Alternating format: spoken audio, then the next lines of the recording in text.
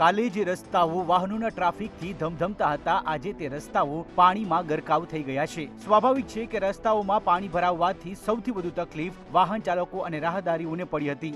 ભરાયેલા વરસાદી પાણીમાં કેટલાક લોકોના વાહનો બંધ પડી જતા તેઓ હાલાકીમાં મુકાયા હતા, જ્યારે કેટલાક વિસ્તારોમાં ઘૂંટણસમા પાણી ભરાઈ જતા જનજીવનને માઠી અસર પડી હતી અને લોકોએ લાચારીનો ભાવ અનુભવ્યો હતો। થલતેજના ભાઈકાકા નગર સહિતના નીચાણવાળા વિસ્તારોમાં વરસાદી પાણી ભરાઈ જતા અનેક રહેણાંક મકાનોમાં પાણી ઘૂસી જતા ઘરવખરીને નુકસાન થયું છે। આ દ્રશ્યો છે સતત દોડતા ભાગતા મહાનગર અમદાવાદ શહેરના, જ્યાં લાંબા વિરામ બાદ ખાબકેલા વરસાદે શહેરને જળબંબાકાર બનાવી દીધું। અમદાવાદ શહેરમાં ગુરુવારની વહેલી સવારથી મેઘરાજાએ ધમાકેદાર બેટિંગ શરૂ કરી અને જોતજોતામાં અમદાવાદના પશ્ચિમ વિસ્તાર ગણાતા સોલા, ગોતા, એસજી હાઈવે, ચાંદલોડિયા, બોડકદેવ, પકવાન 4 રસ્તા, માનસી 4 રસ્તા, વસ્ત્રાપુર, જોધપુર, થલતેજ, આંબલી, બોપલ, સિંધુ ભવન સહિત જુહાપુરા જેવા વિસ્તારોને જળમગ્ન કરી દીધા। અમદાવાદમાં સામાન્ય વરસાદ વરસ્યો છે। એ વરસાદને પગલે અમદાવાદનું જનજીવન પ્રભાવિત થયું હોય તે પ્રમાણેની સ્થિતિ છે। શહેરનો આ ગોતા વિસ્તાર છે કે જ્યાં ઓવરબ્રિજના જે સર્વિસ રોડ છે તે સર્વિસ રોડ હાલ જે છે પાણીમાં ગરકાવ જોવા મળી રહ્યા છે। સ્કૂલ વાન છે તે પણ ટ્રાફિક જામમાં હાલ ફસાયેલી જોવા મળી રહી છે। બાળકો જે છે તેમને શાળાથી રજા આપવામાં જે છે તે આવી છે। ખાસ કરીને જિલ્લા શિક્ષણાધિકારીએ પણ એક પરિપત્ર કર્યો છે કે શાળાઓએ વિવેક બુદ્ધિ દ્વારા જે છે તે આ નિર્ણય લેવો। ઉપરાંતની વાત કરવામાં આવે તો જે જનજીવન પ્રભાવિત થયું છે તેને પગલે ખાસ તમામ લોકો જે છે તે હાલ રોંગ સાઈડ જે છે તે વાહનોમાં ટ્રાફિક જામમાં ફસાયા છે। બીજી તરફ વાત કરવામાં આવે તો જે સર્વિસ રોડ છે તે પાણીમાં ગરકાવ છે, ઉભરાતી ખુલ્લી ગટરો છે, એટલે લોકો જે છે તે રિસ્ક લેવા નથી માંગતા અને તેના જ કારણે લોકો જે છે તે રોંગ સાઈડનો સહારો લઈ રહ્યા છે। અને અમદાવાદના જે આ એએમટીએસના બસ સ્ટેન્ડો છે તે પણ હાલ પાણીમાં ગરકાવ હોય તે પ્રમાણેની સ્થિતિ છે। અમદાવાદના જે પ્રી મોન્સૂન પ્લાન કરોડોના જે છે ખર્ચે તૈયાર થતો હોય છે તે હાલ ક્યાંક કાગળ ઉપર હોય તે પ્રમાણેની સ્થિતિ જોવા મળી રહી છે અને શહેરીજનોમાં પણ રોષ છે। અમદાવાદ શહેરમાં વહેલી સવારથી ધોધમાર વરસાદ વરસ્યો। એમાં પણ સરખેજ જોધપુર વોર્ડમાં સૌથી વધુ 5.5 ઇંચ જેટલો વરસાદ ખાબકી જતા સમગ્ર વિસ્તાર પાણી થઈ ગયો।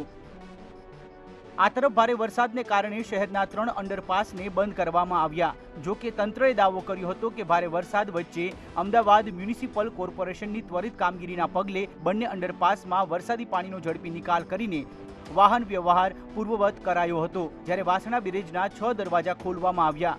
બીજી તરફ હવામાન વિભાગે આગામી 7 દિવસ વરસાદની આગાહી કરી છે। હવામાન વિભાગે દક્ષિણ ગુજરાતમાં રેડ એલર્ટ અને અમદાવાદ, ગાંધીનગર, ખેડા, આણંદ, મહીસાગર, અરવલ્લી, સાબરકાંઠા, ભાવનગરમાં ઓરેન્જ એલર્ટ જાહેર કર્યું છે। अगले 5 दिन के लिए थंडरस्टॉर्म वार्निंग रहेगा लाइटनिंग के साथ अगले 5 दिन। तटीय क्षेत्र में अभी जो पवन का दिशा रहेगा मेनली दक्षिण पश्चिम दिशा से पवन चलेगा, स्थिति रहेगा। एक्टिव मानसून कंडीशन और स्टीप प्रेशर ग्रेडियंट के कारण स्ट्रॉन्ग विंड भी रहेगा। इसमें 25 to 30 knot gusting to 35 knot होने का संभावना रहेगा। वाइड स्प्रेड रेनफॉल और थंडरस्टॉर्म का भी संभावना रहेगा।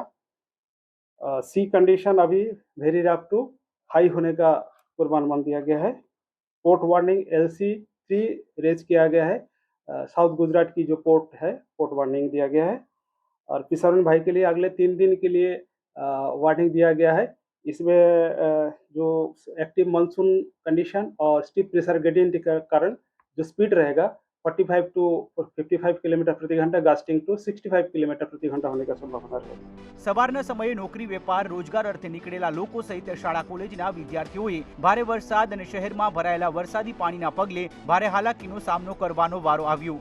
લાંબા સમય સુધી કેટલાક વિસ્તારોમાં વરસાદી પાણી ભરાઈ રહેતા લોકોને વધુ તકલીફ પડી હતી। અમદાવાદ શહેરમાં ભારે વરસાદને પગલે સિટી DEOએ સ્પષ્ટ જણાવ્યું છે કે જે વિસ્તારો કે શાળાઓમાં પાણી ભરાયા હોય ત્યાં શાળા સંચાલકો પોતાની વિવેક બુદ્ધિથી નિર્ણય લઈ શકે છે। વિદ્યાર્થીઓની સલામતી સૌથી અગત્યની બાબત હોવાથી તેમણે કોઈ જોખમ ન ખેડવું પડે તે માટે અગાઉ કરેલા પરિપત્રની તમામ શાળાઓને પુનઃ જાણ કરવામાં આવી છે। મહત્વપૂર્ણ છે કે અમદાવાદ શહેરમાં આજે 23મી જુલાઈએ સવારે 6 થી બપોરે 12 વાગ્યા સુધીના 6 કલાક દરમિયાન પશ્ચિમ અને દક્ષિણ પશ્ચિમ વિસ્તારોમાં મેઘરાજાએ ધમાકેદાર બેટિંગ કરીને શહેરને જળબંબાકાર કરી નાખ્યું, જેના કારણે દોડતા ભાગતા અમદાવાદની રફતાર પર બ્રેક લાગી ગઈ। અમદાવાદથી પરેશ દવે, રોશન આરા અને કલ્પિન ત્રિવેદીનો અહેવાલ, ETV ભારત।